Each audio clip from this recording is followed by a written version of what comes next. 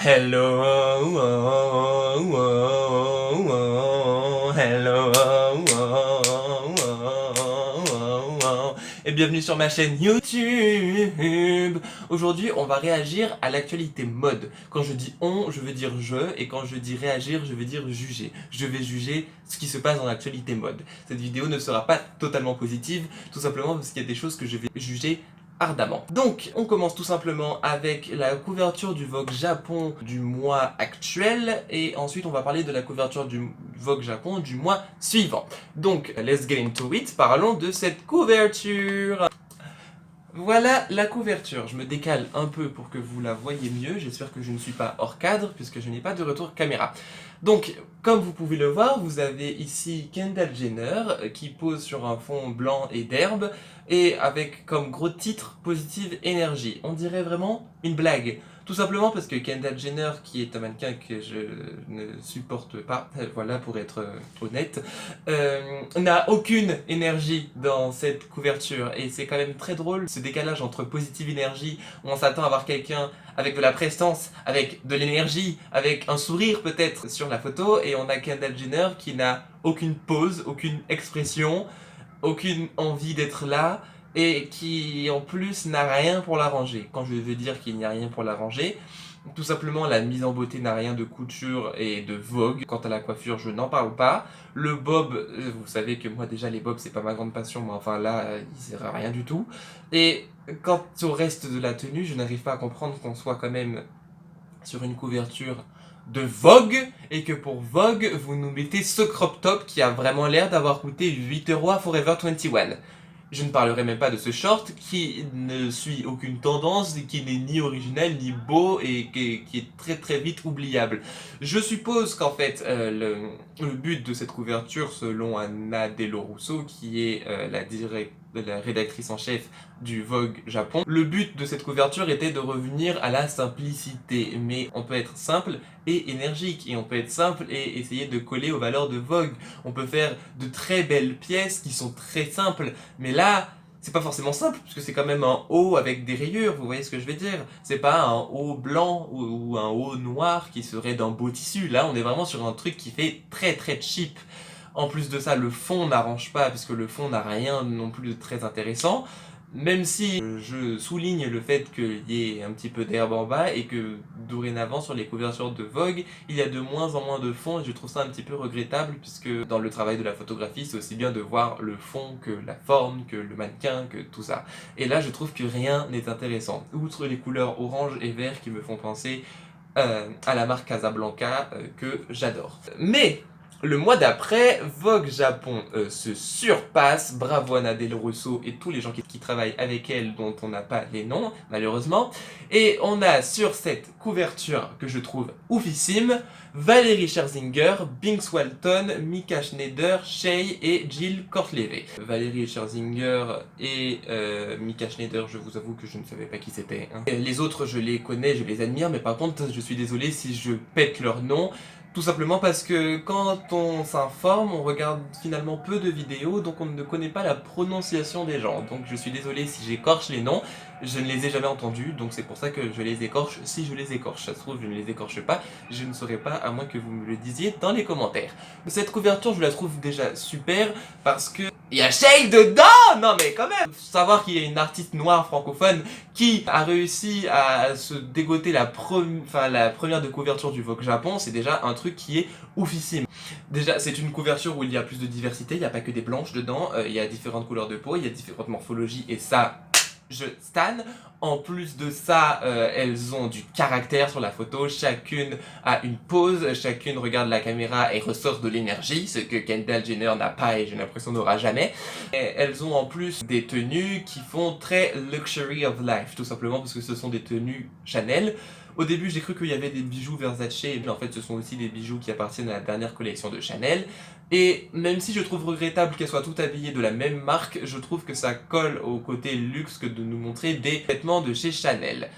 Même si je suis quand même sur ma faim, parce que quand tu regardes l'Instagram de Anna Dello-Russo, je vais y arriver, et que tu vois tous les shoots magnifiques qu'il y a eu à l'intérieur de ce Vogue, tu te dis qu'on aurait pu encore plus s'amuser niveau mode sur cette couverture. Mais comme il y a déjà beaucoup de monde, je pardonne. Et je pardonne aussi d'ailleurs pour le fond blanc et neutre, et que en général je trouve pas terrible. Là, je me dis que vu le nombre de personnes qu'il y a et le fait qu'elles-mêmes portent du blanc, ça fait un rappel de couleur, et moi je suis pour.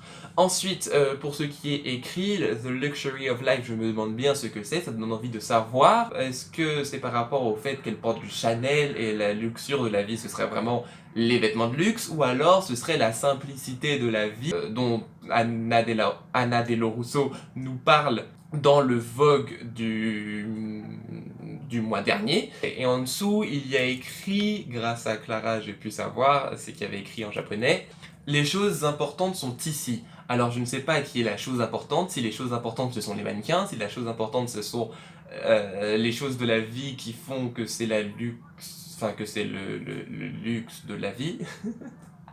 Bref, ça donne très envie de l'acheter et moi je serais vraiment partisan pour acheter ce Vogue. Par contre, je ne serais absolument pas partisan pour acheter le dernier Vogue Paris. En effet, je ne parle pas du Vogue qui est encore en vente, mais le Vogue qui est sorti il y a 1 ou 2 jours sur le compte Instagram de Vogue Paris, d'Emmanuel Alt et de la fille qui pose, désolé j'ai oublié son nom, il serait écrit ici. En fait, il y a 2 couvertures. Une couverture avec Mika que j'adore, que c'est vraiment un mannequin que je kiffe, mais qui n'est pas vraiment très mise en valeur, dans une tenue très années 80 sur un fond blanc, et là le fond blanc je le trouve très regrettable. Et ce truc de l'été en liberté, je sais pas vraiment d'où ça vient. Bon, au moins la meuf, elle est contente. Tu vois que sur la photo, elle est heureuse et tu sens qu'il y a une image de liberté. Par contre, la seconde image, celle-ci, voilà, je vous laisse juger, comme je disais sur Instagram.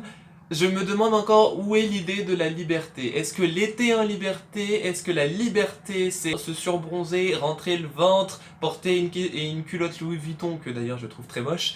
Je ne pense pas, vraiment. Y a de gros soucis avec cette couverture. Je comprends pas qu'en 2020 on puisse faire des couvertures comme ça, où au lieu de choisir un mannequin noir, on nous prend un mannequin blanc qu'on surbronze. Sur mon Instagram, vous avez vu, j'espère que vous me suivez sur Instagram, la différence de couleur qu'il y avait entre le mannequin original, que je mettrai là, et la couverture.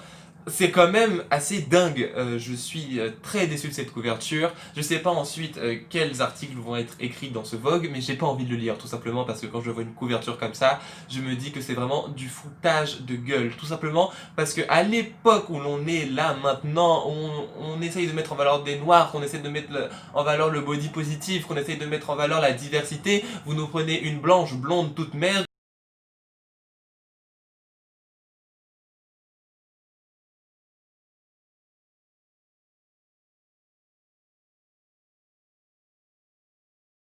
que dont vous allez montrer son vagina en gros plan sur une couverture. Du coup, il n'y a vraiment rien de mode à part cette culotte Louis Vuitton immonde.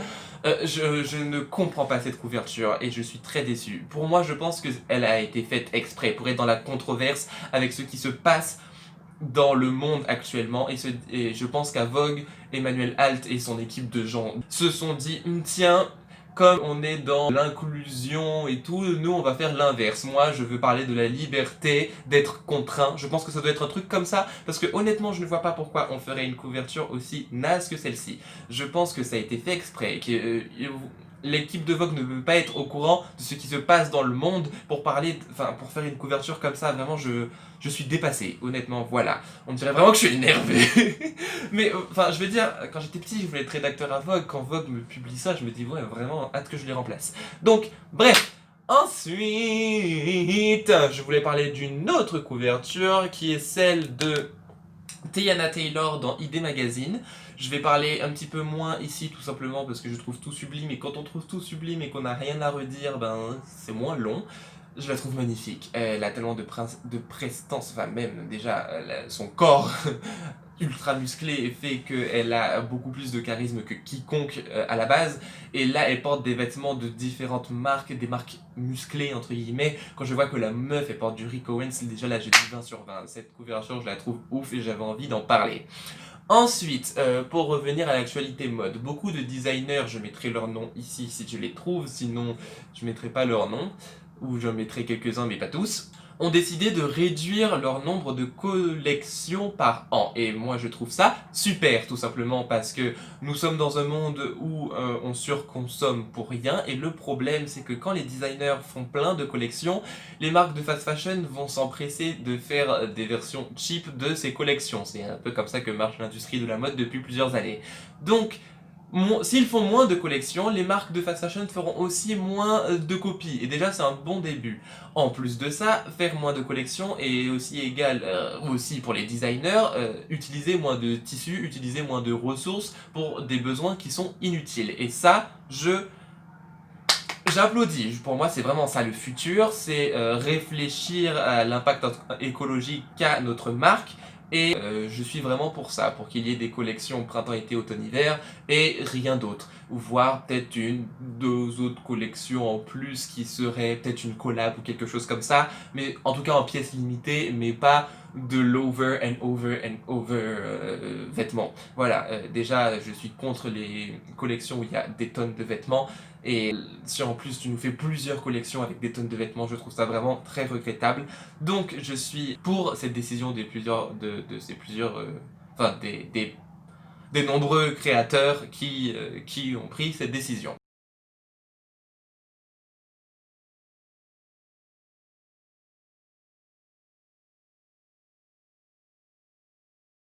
Mais il y a un créateur qui a décidé que cette décision n'était pas pour elle, c'était Virginie Viard chez Chanel.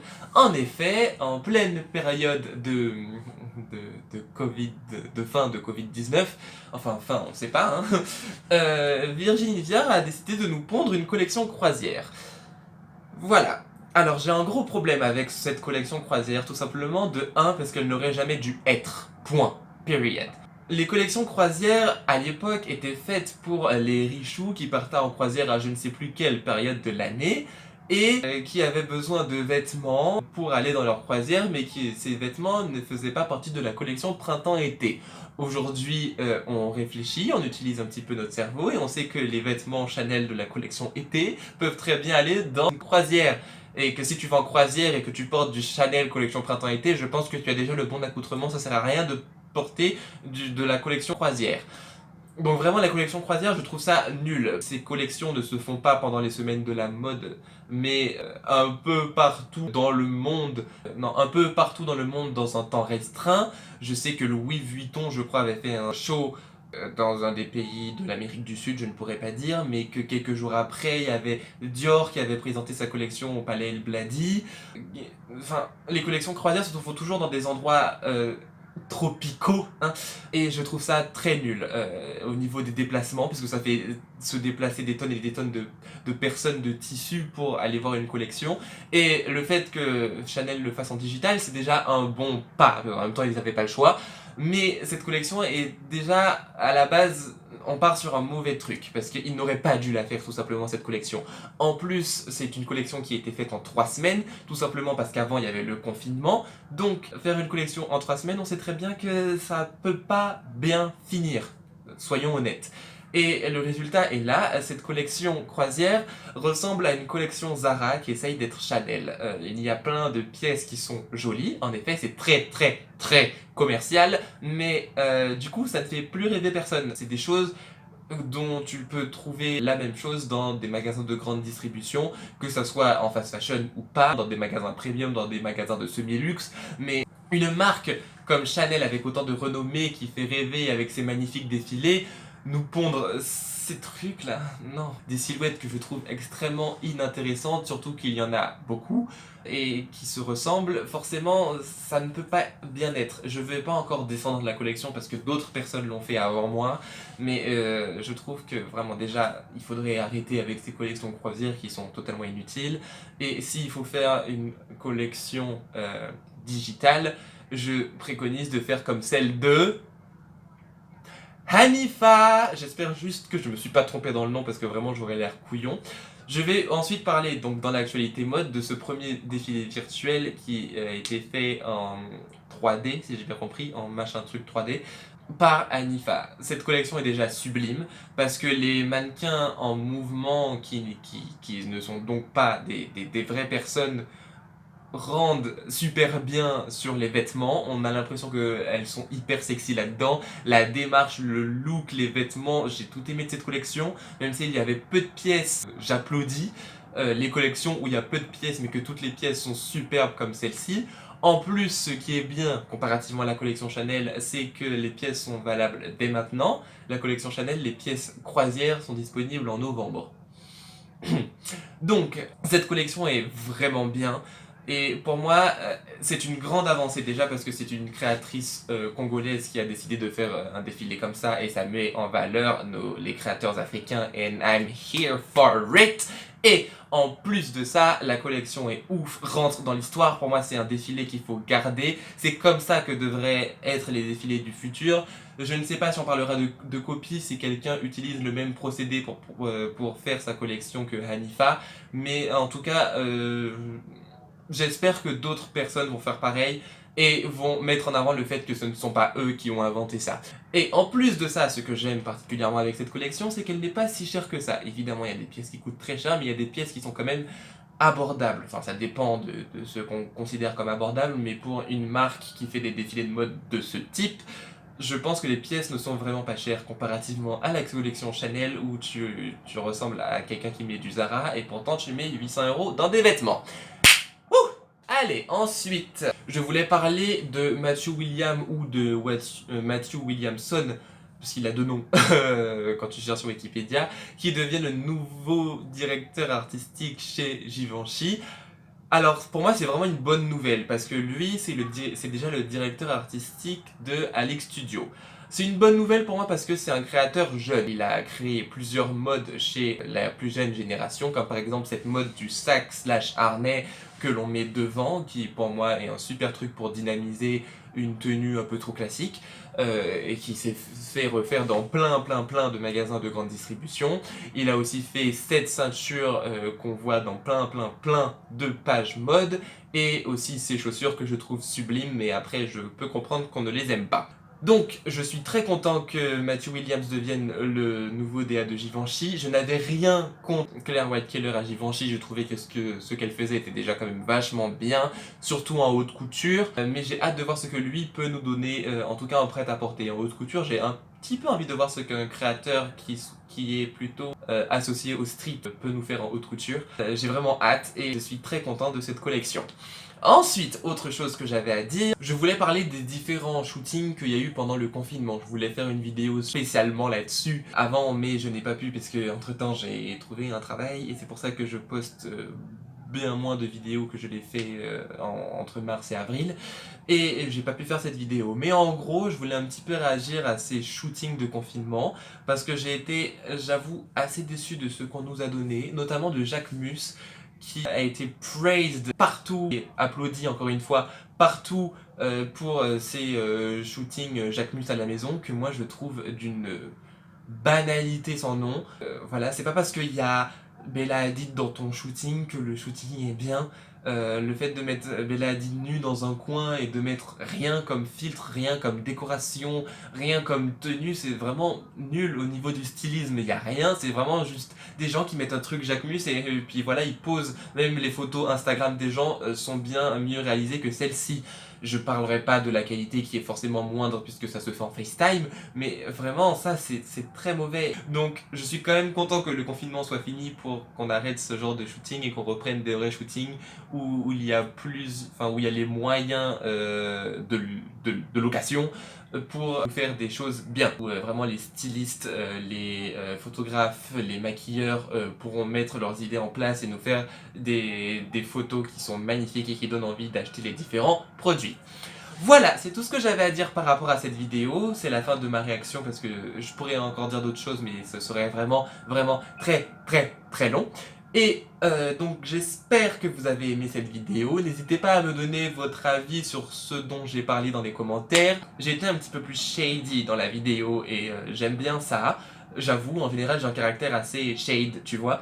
En général, je me cachais derrière mes unpopular opinions pour dire des choses pas très gentilles, et là j'ai décidé qu'il faut assumer les choses. Donc voilà, n'hésitez pas donc à me soutenir en mettant un like, en partageant la vidéo, en vous abonnant à ma chaîne, en activant la cloche de notification pour que je continue à vous faire des vidéos.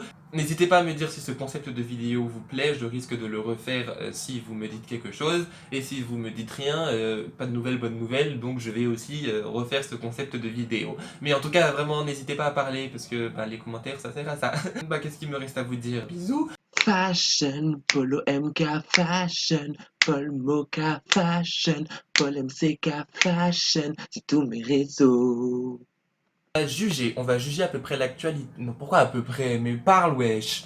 Bienvenue sur ma chaîne YouTube!